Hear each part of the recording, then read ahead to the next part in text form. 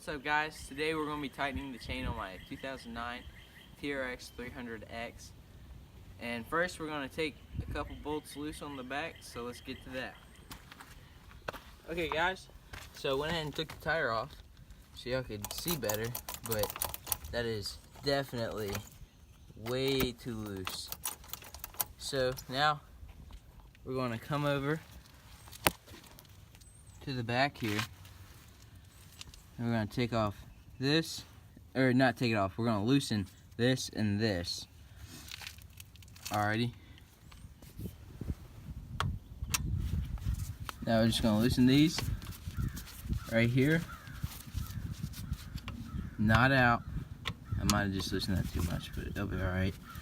We're not going to take these out, but we're going to loosen them.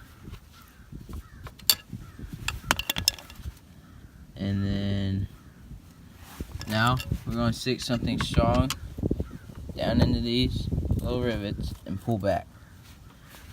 This I would not recommend, so I'm going to go get something else. Okay, I got this little socket extension here. I slipped in that little hole, and you're just going to twist it back, and you can literally see the chain tightening.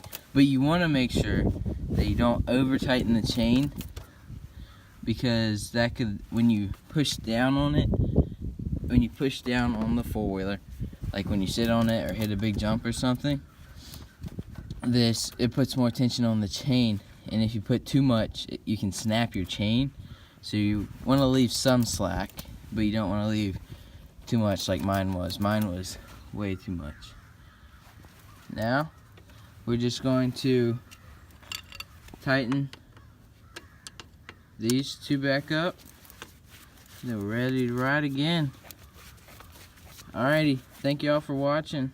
Appreciate it. Like and subscribe. See y'all in the next one.